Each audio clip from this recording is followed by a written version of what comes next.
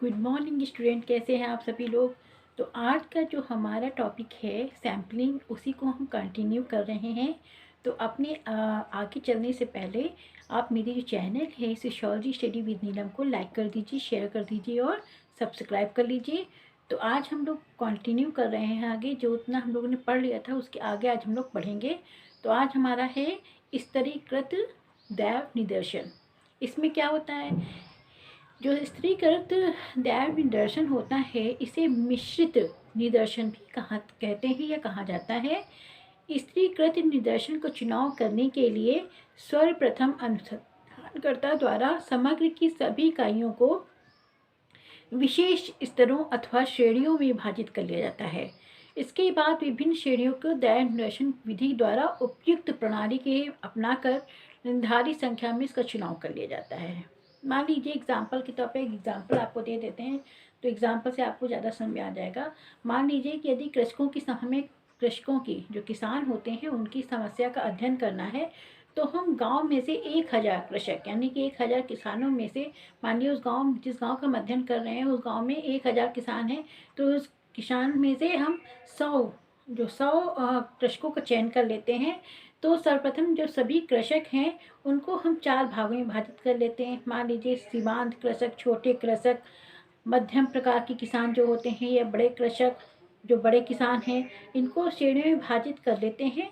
इसके बाद क्या करते हैं, इन चारों श्रेणियों में मान लीजिए कि इन चारों श्रेणियों के हम जब गिनती करते हैं तो मान लीजिए कि जो सीमांत कृषक हैं उनकी जो संख्या है वो 580 हो गई।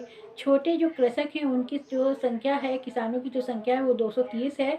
मध्यम प्रकार के जो किसान हैं उनकी संख्या है 160, और बड़े किसान, जो सबसे बड़े किसान होते हैं, उनकी संख्या है 30। तो हम क्या करेंगे, हम प्रत्येक श्रेणी में से 10:1 में जो चुनाव यहाँ पर कर लेंगे, है ना। जितने हैं उनमें से एक एक लोगों को लेंगे तो क्या होगा, तो 10:1 में अगर हम चुनाव करते हैं तो अब जो सीमांत कृषक होंगे वो 58, छोटे कृषक 23, मध्यम कृषक 16 और बड़े जो किसान हैं, इन 3 कृषकों को लेकर हम यहाँ पर चुनाव कर लेते हैं। इस तरह से ये स्तरीकृत दैव निदर्शन इसी को कहते हैं, क्योंकि श्रेणियों में अलग अलग विभाजित करके हम यहाँ किसानों को लेते हैं प्रत्येक स्तर से। इसके बाद जो स्तरीकृत निदर्शन होते हैं ये 2 प्रकार के होते हैं, अनुपातीय और गैर अनुपातीय। जो अनुपातीय होते हैं, जैसे अभी मैंने आपको एग्जाम्पल दिया है, ये क्या है, अनुपातीय है कि हमने अनुपात में प्रत्येक से उसी के अनुपात में हमने यहाँ पर किसानों को लिया है। और गैर अनुपाती में क्या होगा, गैर अनुपातियों में इनकी संख्या का ध्यान में नहीं रखा जाता है। यानी कि अगर हम 58 से हम उसको बढ़ा भी सकते हैं, 60 कर सकते हैं, 16 में से 30 को ले सकते हैं, इस तरह से गैर अनुपातीय ये होता है। इसके बाद आते हैं हम लोग समूह निदर्शन पे। समूह निदर्शन क्या होता है, तो यह वह प्रविधि है जिससे संपूर्ण समग्र में से स्तरीकृत निदर्शन के आधार पर कुछ छोटे छोटे समूहों का चयन कर लिया जाता है। यह समूह एक प्रदेश के विभिन्न जिलों, नगरियों, क्षेत्रों और इन क्षेत्रों में आने वाले विभिन्न परिवारों के समूह से संबंधित हो सकते हैं। एग्जाम्पल के तौर पर अगर हम बात करें तो यदि हमें उत्तर प्रदेश के विभिन्न महाविद्यालयों में स्नातक स्तर के विद्यार्थियों की समस्याओं का अगर हमें अध्ययन करना है, तो हमें प्रदेश के जो विश्वविद्यालय हैं उनमें से दैव निदर्शन के आधार पर हम, दैव निदर्शन यानी कि लॉटरी प्रणाली या किसी अन्य प्रणाली के आधार पर हम क्या करेंगे, इसमें से एक या अधिक जो विश्वविद्यालय हैं उनको चुनाव कर लेंगे। उसके बाद हम इन विश्वविद्यालयों से संबंधित जो कॉलेज हैं उनका हम चुनाव कर लेंगे। उसके बाद हम इन कॉलेजों में जो विद्यार्थियों की जो संख्या है, मान लीजिए इन विद्यार्थियों की संख्या 20,000 है, तो हम निदर्शन के द्वारा 400 विद्यार्थियों का है चयन करना हो तो दैव निदर्शन के आधार पर प्रत्येक 1000 विद्यार्थियों में से हम 20 विद्यार्थियों का यहाँ पर चयन कर लेते हैं। किसके द्वारा, दैव निदर्शन के द्वारा, समूह प्रतिदर्शन के द्वारा हम यहाँ पर चयन कर लेते हैं, ताकि जो समग्रता है उसका प्रतिदर्श हमें प्राप्त हो सके। बहुचरणीय निदर्शन क्या होता है, इस निदर्शन में प्रतिदर्शन के विभिन्न अवस्थाओं में चुना जाता है, लेकिन समग्र जन के अंतिम प्रतिदर्श का ही यहाँ पर अध्ययन किया जाता है। मान लीजिए कि गांव की पंचायत व्यवस्था का हमें अध्ययन करना है तो गांव की जो पंचायत व्यवस्था के अंतिम अध्ययन के लिए हमें भारत के 4 क्षेत्रों में इसको हम बांट देंगे। कौन कौन से? उत्तर, दक्षिण, पूर्व, पश्चिम। और प्रत्येक क्षेत्र से एक राज्य चुनेंगे, यानी कि उत्तर में से एक, दक्षिण में से एक, और पूर्व में से एक, और पश्चिम में से एक। मान लीजिए हमने चुन लिया है पंजाब, राजस्थान, असम और आंध्र प्रदेश को। अब मैं प्रत्येक राज्य में से एक जिला और जिले से एक विकास खंड और प्रत्येक विकास खंड से 3 गाँव को हम यहाँ पर चुन लिख के उनका हम अध्ययन करेंगे। कितने चरणों की? बहुत चरणों में। बहुत चरणों में हम निर्देशन को बहुत बड़े समग्र का अध्ययन करते हुए हम कई चरणों में विभाजित करके छोटे समग्र तक यहाँ पर पहुँच रहे हैं। बहुपक्षीय निर्देशन क्या होता है? इसमें सारी प्रक्रिया वही होती है जो बहुचरणीय निर्देशन होते हैं उसमें हम करते हैं। सारी प्रक्रिया यहाँ पर वही होती है। अब हम बात करते हैं गैर संभावना प्रतिदर्शन। ठीक है, ये जो प्रतिदर्शन होता है गैर संभावना प्रतिदर्शन, उसमें प्रतिनिधित्वता नहीं पाई जाती। यानी कि यहाँ पर जहाँ पर हम लोग प्रत्येक स्तर पे सभी प्रतिदर्श को चुने जाने का अवसर प्राप्त होता था, यहाँ पर प्रत्येक स्तर पे सभी लोगों को अनुपातीय स्तर पर चुने जाने का अवसर यहाँ पर प्राप्त नहीं होता है। यानी कि ये संपूर्ण जनसंख्या का प्रतिनिधित्व नहीं करते हैं, क्योंकि इसमें प्रत्येक जो इकाई है उसके प्रत्येक स्तर पर चुने जाने का अवसर यहाँ प्राप्त नहीं होता है। अनुसंधानकर्ता यहाँ पर स्वयं निश्चित करता है कि कौन सी उसी इकाई का चयन करना है, कौन सी इकाई उसको नहीं चयनित करना है। इसका प्रयोग अधिकतर गुणात्मक अन्वेषणात्मक अध्ययन में किया जाता है। इसके 5 प्रकार होते हैं: सुविधात्मक, स्वउद्देश्य, कोटा सैम्पलिंग, स्नोबॉल सैम्पलिंग, स्वेच्छा सैम्पलिंग। इस तरह से ये 5 भागों में बांटा गया है। तो पहले चलते हैं सुविधात्मक निर्देशन क्या होता है उसके बारे में। तो सुविधात्मक जो निर्देशन होता है इसको दुर्घटनात्मक या अवस्थित प्रतिदर्शन भी कहा जाता है। इस प्रतिदर्शन में अनुसंधानकर्ता उन सभी व्यक्तियों का अध्ययन करता है जो उसे अत्यंत सुविधा से प्राप्त हो जाते हैं या तो अनुसंधान के दौरान उसके अचानक संपर्क में आ जाते हैं। यानी कि यहाँ पर हम सैम्पलिंग नहीं करेंगे लॉटरी विधि द्वारा या किसी अन्य द्वारा, बल्कि हमें मालूम है कि हमें किस क्षेत्र का अध्ययन करना है, हम उस क्षेत्र में जाकर वहाँ पर लोगों से साक्षात्कार कर सकते हैं। क्योंकि हमारे सुविधा के अनुसार मान लीजिए कि आप जहाँ आप रहते हैं वहाँ जो क्षेत्र है वहाँ आपको सुविधा हो रही है तो आप उसी क्षेत्र में जाकर अध्ययन कर लेंगे। तो यहाँ पर क्या होगा कि सुविधा है ना, तो सुविधात्मक निर्देशन इसी को कहते हैं। स्वउद्देश्य प्रतिदर्शन क्या होता है? इस प्रदर्शन में को निर्णयात्मक प्रतिदर्शन भी कहा जाता है। जब अनुसंधानकर्ता किसी विशेष उद्देश्य को सामने रखते हुए अपनी इच्छा अनुसार समग्र में से कुछ इकाइयों का चयन कर लेता है तो ऐसे निर्देशन को उद्देश्यपूर्ण निर्देशन कहा जाता है।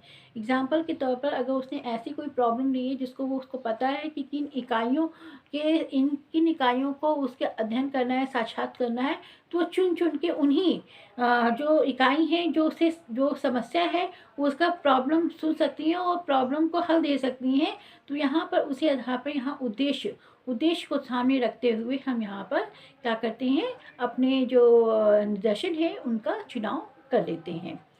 कोटा निर्देशन क्या होता है? इस प्रविधि के अंतर्गत सर्वप्रथम समग्र की सभी इकाइयों को विभिन्न श्रेणियों और वर्गों में विभाजित कर लिया जाता है।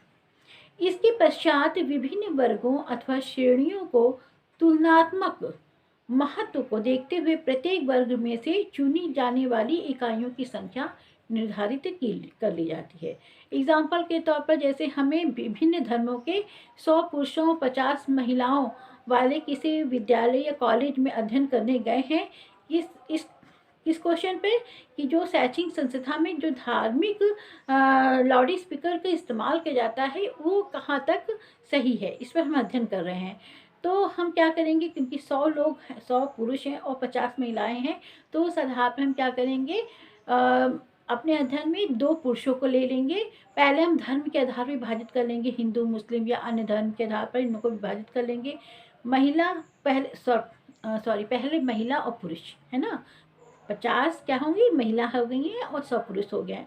अब 50 महिलाओं 100 पुरुषों को भी कैटेगरी में विभाजित कर लेते हैं। इसमें हिंदू मुस्लिम भिन्न धर्म के लोग हैं ना, हिंदू मुस्लिम और अन्य धर्म 3 कैटेगरी में विभाजित कर लिया, इधर भी महिलाओं में भी विभाजित कर लिया। अब इसके आधार पर हम दो पुरुष वर्ग के और एक महिला ना, इसका विभाजन करके हम प्रतिदर्श का चुनाव कर लेते हैं। स्नोबॉल प्रतिदर्शन क्या होता है?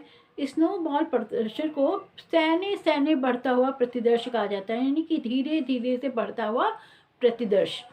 इस विधि में अनुसंधानकर्ता कम उत्तरदाताओं, यानी कि जिसके वो संपर्क में है या जिससे वो परिचित है, उनको लेकर वह अनुसंधान शुरू करता है। और यही लोग जो उसके परिचित होते हैं, यही लोग कुछ नामों को देकर उस अनुसंधान को बढ़ाते हैं।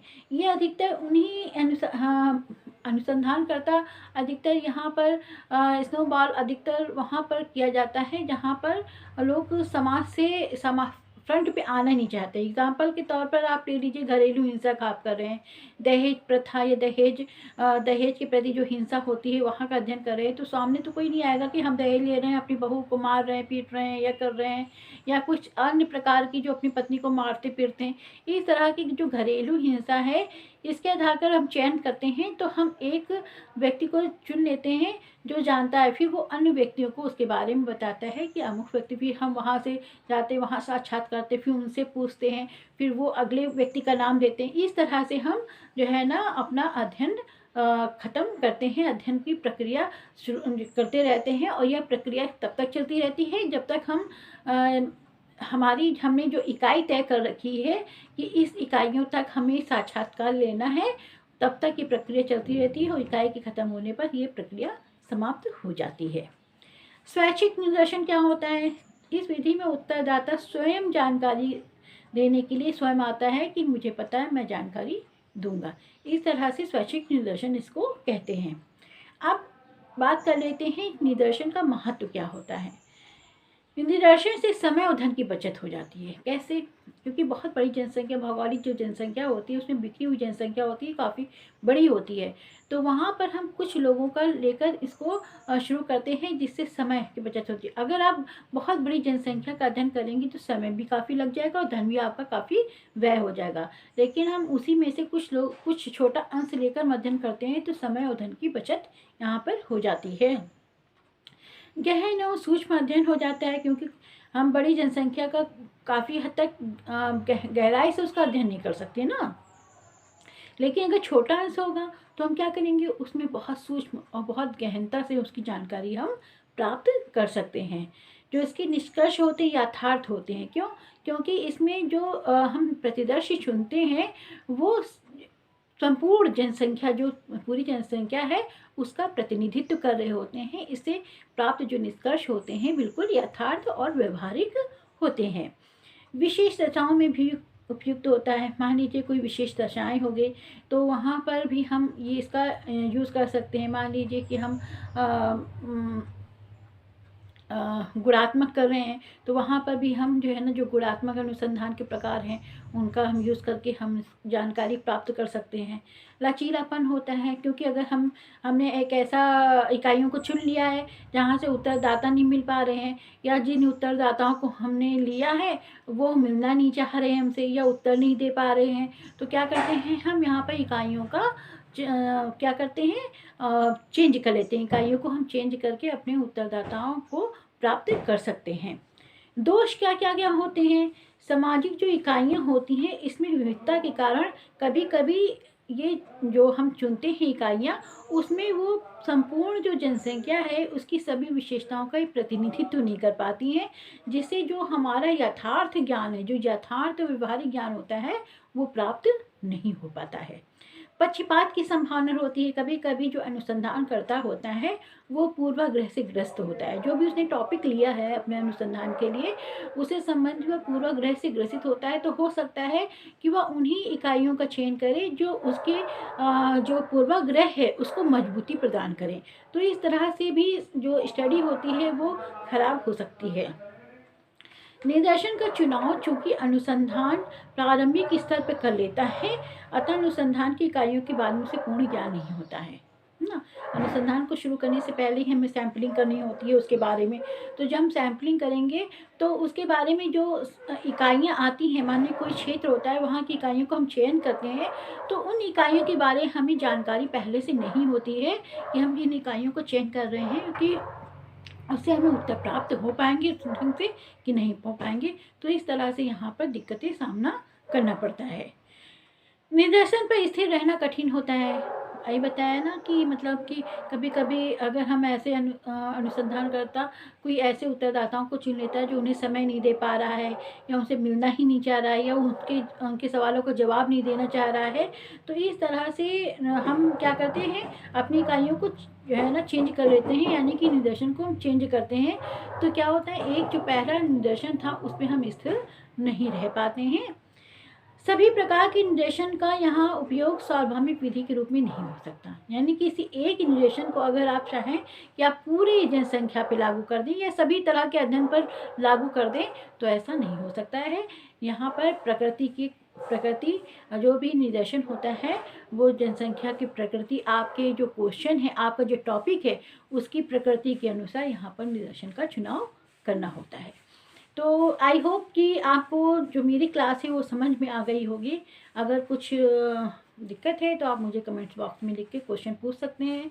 तो आज की क्लास यहीं तक रखते हैं, और जाने से पहले आप मेरी जो क्लास है या चैनल है उसको लाइक कर दीजिए, शेयर कर दीजिए, सब्सक्राइब कर लीजिए। तो आज की क्लास यहीं ख़त्म करते हैं। Thank you.